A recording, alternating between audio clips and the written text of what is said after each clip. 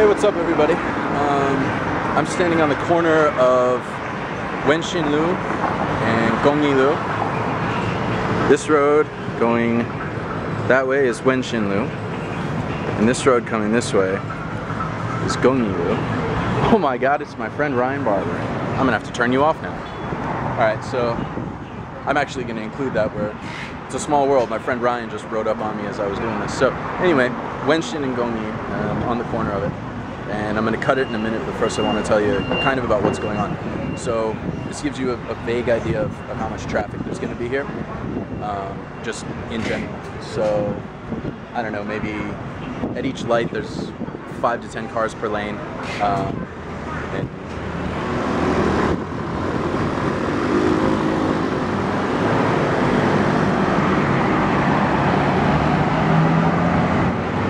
It's actually a pretty slow day.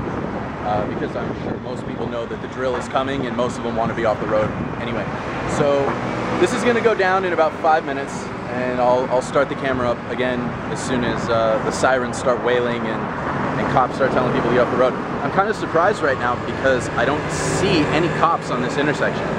So I'm not exactly sure how this is going to work. Usually there's cops staked out all over the place, but to give you an idea of what this drill is really about, is basically Taiwanese have two major issues that they see. One is natural disasters, earthquakes, typhoons, flooding, other things like that.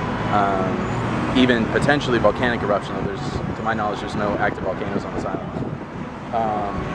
And now I think another one of my friends is on the other side of the street. This is ridiculous. This is like Grand Central corner over here. So anyway, the other is the Chinese citywide invasion drill for Chinese invasion.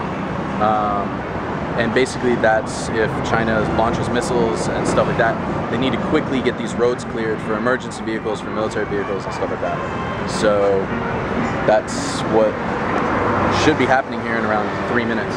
So we'll see how it all goes down, and we'll see how quickly people get off the road and how much it really matters and all that. So see you in a couple of minutes. Alright, so you might be able to hear the sirens in the background. I can hear them just barely over the traffic, which is not stopping. So even though I recognize that this is a citywide drill, you might barely be able to hear that. Nobody's stopping. Mostly because there's no cops anywhere on this intersection to regulate it. So the idea that everybody has to get off the roads and everybody needs to clear the streets is only as good as the enforcement of that drill, which is non-existent. There's not a cop in sight.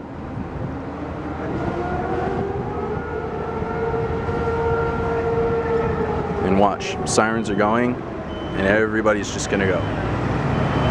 Now everybody on the scooters can hear that siren just as well as I can. And to be clear, this is a major intersection in Taichung. So we can see, we're looking, there's nobody coming this way, so they must be blocking it somewhere. Look at that, dead zone. So they must have stopped them somewhere else, because as you could see from that traffic before, it was moving, and now it's pretty much gone. So that's that. Pretty impressive, actually. That, I mean, a minute ago there was at least cars showing up on this corner, and now, with the exception of a few people who are breaking the law, who are sure to get stopped at another intersection as time goes on, pretty much everybody's being pulled off the road. It takes less than a minute to get it to this point anyway. To get everybody stopped, yeah, it's gonna take more time, especially because there's no one enforcing it. I mean, I've been filming this whole thing. There hasn't been a cop yet. So Yeah. So it kind of lets you at least get the idea of the seriousness and the gravity of all of this. Nobody is really freaking out too bad about it. Nobody is like, oh my god, there's sirens wailing, we gotta go and stop. I mean, actually, you can hear the siren has stopped. So they wailed the siren at 1:30. Most people slowed down or stopped, but not everybody. I hope you caught that with the people in the infinity giving the peace sign to me as I'm here filming on the corner. So yeah, this is the level of effectiveness for this drill. So we'll walk back down Wenshin back towards my place and we'll see how it's. And that's a pretty long strip of nothing. I'm not supposed to be on the road right now, so I'm gonna get off. Even though there are no cops, if one saw me, they'd yell at me. So, all right, that's pretty much that. It's the drill is designed to be an emergency drill for any kind of a disaster that strikes. More commonly, we think of it as a missile drill and stuff like that. But really, it could be for anything. It could be for a sudden massive earthquake or something like that. The thing is, this is the best example I could possibly give for law is only as good as enforcement of that law. And actually, the reason that this road is dead, and I don't know if I'm going to be able to zoom in far enough for this. My zoom isn't quite good enough. But if you look right down where that bridge is, I can see a significant amount of police down there. There's at least like 5 or 10 police. So yeah, there is enforcement, but if it's not highly regulated, if it's not really well done,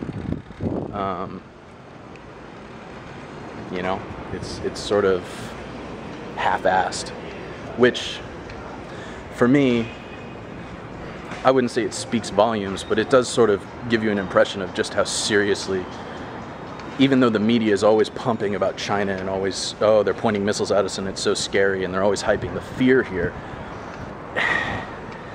How scared are we? We do one drill each year and it's completely half-assed. Nobody really was, ooh, we gotta pull over, ooh, we gotta take this seriously. I mean, you can hear people are still driving.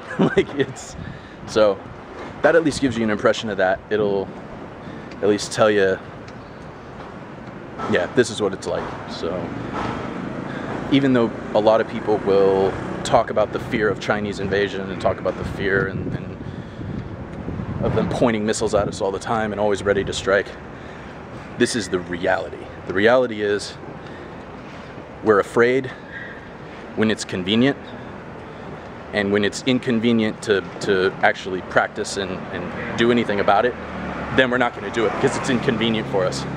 So we'll just be passively afraid all the time and not really take any actual precautions about it. So that's my impression of drills like this. So I just wanted to share that with you.